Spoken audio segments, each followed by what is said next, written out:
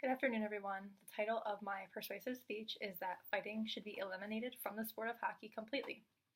The general purpose of the persuasive speech is to persuade the general public to see that there's really no reason for fighting in the NHL or really any affiliate hockey leagues, and it is actually detrimental to the player's health in both the short term and long term. By the end of this speech, my audience will agree that there should be no fighting during hockey games due to its risk to player safety. For years, there has been excessive fighting present in the National Hockey League and other hockey leagues, and for years, players have been forced to leave the game early due to irreversible health concerns that are both serious in nature and can prove fatal in some cases. From an article entitled, "What Happens to Enforcers When Hockey Uses Them Up?" Holland states that, on February 15th, former NHL defenseman Steve Montador was discovered dead in his home at age 35. His autopsy results have not been released, and no official cause of death has been announced.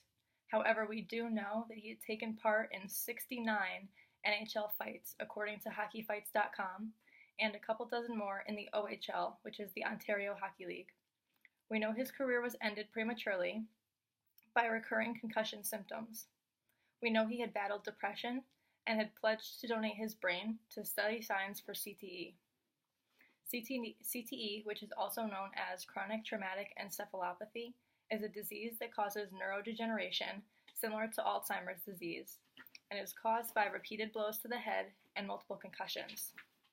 It basically determines that multiple concussions and repeated blows to the head cause severe brain damage and brain decay. Although the role of the enforcer and fighting seems to be one that many hockey fans are reluctant to get rid of, there is overwhelming evidence that points to the fact that these hockey enforcers are just beginning their fight once they're off the ice due to severe physical issues and never-ending concussion symptoms. Although I'm not a professional hockey player myself, and I have never sustained a concussion, I know several semi-professional and professional hockey players that have. I've done a lot of research on my own in regards to this topic particularly, and I wish that more people understood the fact that fighting gets the crowd riled up, but at the end of the day, the people that are out on the ice fighting are also fighting serious battles that we don't see. These battles occur off the ice and are directly related to the damage that is sustained from their on-ice show. They suffer multiple serious injuries as well as multiple concussions per night, causing irreversible damage to their bodies and brain that takes a huge toll on their lives and sometimes even takes their life completely. Fighting in the sport of hockey, although it seems fun, is really not, because enforcers tend to put other players in danger. The players that engage in excessive fighting, also known as enforcers, suffer from severe bodily harm and uncountable numbers of concussions. Finally, the mental toll these body and brain injuries are enough to cause enforcers to develop habits of drug addiction, depression, and has even caused some to literally take their own lives. Enforcers are heavyweight hockey players that have no true hockey skill, but are really just put on the ice to defend their teammates. This role is dangerous because they end up doing serious harm to other players that are typically smaller and not really prepared to fight. A quotation taken from a 2013 article titled "The Enforcer Fallacy" by Gretz states that there has been plenty of work done over the years, including very recent additions, to try and find a correlation between fighting, majors, and injuries. In almost all cases, teams with more fighting majors tend to experience more injuries and be on the receiving end of more stick infraction penalties.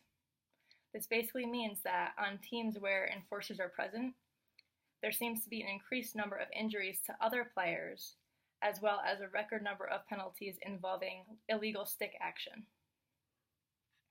Not only are these enforcers causing serious injuries to skilled and smaller players, but they're also battling many body and brain injuries themselves.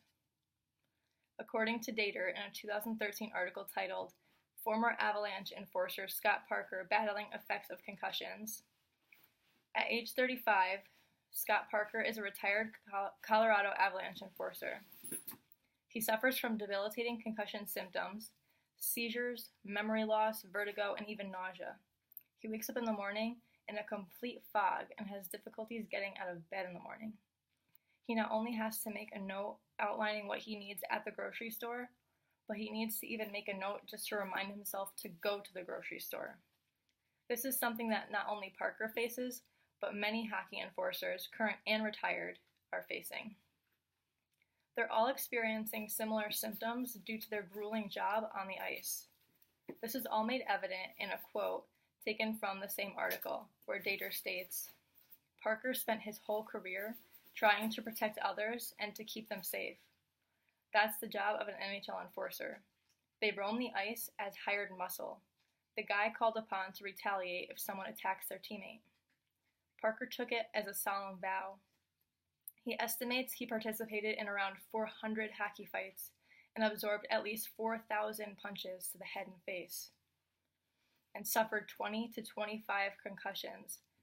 But part of the code of being an enforcer in the NHL is never letting anyone know you're too hurt to get back out onto the ice and fight.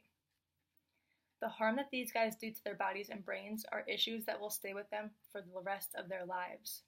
Unfortunately, Parker is not the only former enforcer who lives day to day with issues caused by his fighting career. However, another unfortunate aspect of the role of the enforcer is a tragic one. There unfortunately are many hockey enforcers that have resorted to suicide or have died due to accidental overdoses, all of which occurred due to their various injuries of the brain and body, and their attempt at self-medicating so that they can remain in the game. I have provided a video link that I've attached to this speech that I feel outlines the reality of an enforcer's life. The video shows a typical enforcer fight on any given night as a hockey player and shows how much damage these men do to each other. Branch writes a compelling article titled Derek Boogaard, A Brain Going Bad, which I referenced to learn about Derek Boogaard's life. I draw several conclusions based upon this article, such as Derek Boogaard was 28 when he died. He died in a hotel room after a night of drinking and taking prescription medication for pain. It is something that he had done several times before, almost religiously, but that night he had just mixed too much. Derek had been an enforcer with the NHL for several teams over his career and began abusing prescription pain medication due to the fact that he was constantly hurting from his on-ice fighting. He was scared that he would be replaced if he showed any weakness, so he had to constantly self-medicate. He'd always dreamed of playing in the NHL, but he wasn't a great skater or a shooter, so he relied on the fact that he was a big kid that could fight. In the same article, Branch states, in one 3-month stretch of the 2008-2009 season with the Wild, Boogaard received at least 11 prescriptions for painkillers from 8 various doctors on the team, including at least one doctor for a different team, according to records gathered by his father, Len Boogaard. Combined, the prescriptions were for 370 tablets of painkillers containing hydrocodone, typically sold under brand names like Vicodin. Derek Boogaard's story is heartbreaking, but one that is not unique when it comes to the role of the enforcer. It seems that the enforcers all have a similar story written by the same pen. I have provided an online link to a compelling picture attached to this speech that allows for the audience to really visualize the huge difference between a healthy brain and a brain riddled with degeneration associated with chronic traumatic encephalopathy. The picture of the brain with CTE is what Derek Boogaard's brain looked like upon autopsy after he passed away at the age of 28. Fighting is something that has been part of hockey for a very long time. However, as we become more aware of the physical effects and the mental effects, and we see firsthand the damage that these enforcers sustain, we need to recognize that the fighting is not an integral part of the hockey game. These men do permanent damage to other players, permanent damage to themselves, and develop very bad habits that ultimately lead to their death, all because of the pressures associated with the enforcer role and the fighting role. Enforcers tend to be players that are bigger than the rest, and therefore do much more damage to smaller, more skilled players when they engage with them.